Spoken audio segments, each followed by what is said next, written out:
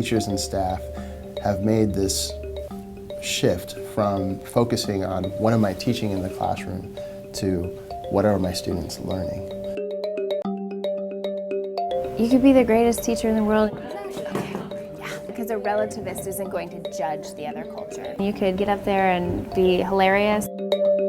If a kid is bringing a whole bunch of things into school with them that you don't know about or you don't understand, it's not going to permeate. We know what we've taught, but it's scary sometimes to look at what did students actually get. It might not look the way we want it to look. The way that we did professional development was a weekly Friday morning meeting where we'd have the whole staff together, and it was often one person presenting. Teachers felt like they weren't coming away with strategies and things that they could use in their classroom immediately. Sometimes professional development can feel very kind of zoomed out and theoretical, and then it never gets implemented. You don't have the tools to measure whether what you're doing is effective. Were our kids, as a result of all this professional development we're doing, are they doing better in the classroom? Which I think meant that a lot of us fumbled when we try to implement things. We as teachers can sometimes feel powerless to support our struggling students. When you're focusing on a particular student and putting so much energy and it doesn't pay off, yeah, it feels hard. It feels hard to see that. And beyond that, we weren't really identifying how we'd measure whether or not kids are actually doing any better. There's subsection of kids who aren't doing well, and our motto is measuring success one student at a time.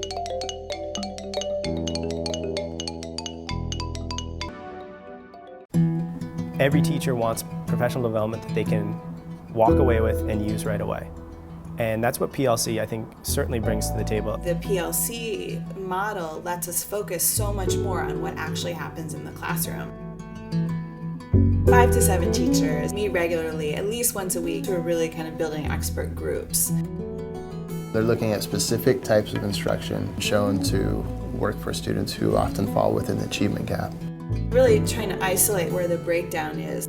It wasn't until I started really sharing in these small groups and sharing out best practices that I started to see the benefits come back from my actual classroom. Coming out of these meetings, teachers are trying new things in their classrooms that we think will support certain students who aren't currently succeeding. We can't say it's just good enough to try differentiated instruction in the classroom. You're measuring whether or not the changes that you've made are having an impact. And so the first action is just to try a new strategy.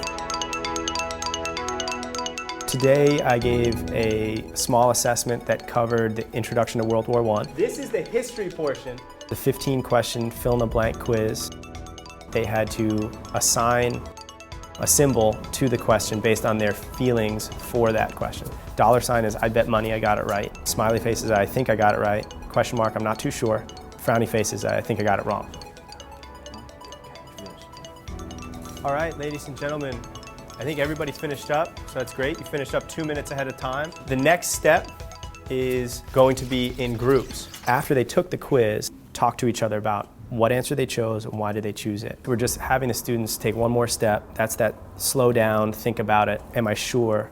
I'm taking the small scale assessment data and I'm looking at student success and comparing that literally with the symbol that they're assigning. Then you can really track it back to maybe there's a reading issue or a focus issue. The number one thing that I've noticed is that higher achieving students are pretty good at self-checking. That's super interesting. Not only are they getting it wrong, but they're getting it wrong and thinking they were right. Yeah. That's super interesting. They don't know they don't know. I've been surprised a couple times by students that in the class discussions, participate really well, really have a clear understanding of what I'm discussing. They could do a poster on it. They could even explain it to a peer, but when they're looking at the question on a test or an assessment, they were missing the mark. All right. In each group, there was at least 1 or 2 test takers that needed to take that step back, slow down, and reflect. She put a question, she got it all right, but she put 2 question marks. But you got them right. I had a student that had put a question mark down, and she got it right. I wanted her to talk about why she was confused and how she got to that correct answer. So what method did you use to get the correct answer, even though you weren't Like sure? when I read it, it says, while something benefits the mother country, Okay. and it says there's little consideration given for the colonized nation. Like I tried, like So I only what's- had colonizing and imperialism for these two. Like I plugged in colonizing for both, but it didn't make sense for the 10. Okay. So you used two different techniques. You used guess and check, and you used contextual evidence, right? You read the whole statement and it didn't work. So those are the two things you could write in. There was also a little bit of process elimination there, and it was just great to hear the three of them working together. Okay. Did you have any of those? Look at you, you're all smiles. I never do dollar signs. No, you're not willing to bet? One student in that group had assigned symbols that were all smiley faces and dollar signs. So they had no doubt in their mind, and that student earned 100%. That type of reflection is exactly what we were looking for. Want to give it a shot? One student did get 2 questions wrong. I got confused between imperialism. He understood right away that he gotten the answer wrong because he'd gotten the definition confused. Okay, very similar concepts, imperialism and colonizing. The other students are what helped him to see that put in the paragraph, grammar and context would have led you to the right answer. But I see you put question marks, and you got them wrong, so you weren't out of whack. And the rest of them, you put dollar signs and smiley face, and you got them all right. So that's really great. Like you know, it seems that you know when you're right and when you're wrong. The second group that we went to, both girls were really excited to show that they didn't have anything wrong. I thought I did worse than I did. So how did you get the correct answer? That's what I want to know. She guessed. Okay, so you use guess and check. So that's something you could put in the reasoning. No, because of the grammar, actually. Okay, so that's something else. That's context. So you put grammar and context. Did anyone put down a smiley face or dollar sign and get it wrong? That's the big one. Did anyone get anyone wrong? Yeah. Okay, so one of the girls in that group was a little confused about 2 terms. You put down a smiley face, but you got it wrong. Yeah. Did you reflect on it? Do you know why you got it wrong? I wasn't reading clearly. Okay, so that's your reasoning. And through the discussion that she had with the other students, they were able to help her understand the definition. Multiple students are getting the same question wrong but thinking they got it right. That's an opportunity to step back, reteach that material, and just clarify with the students.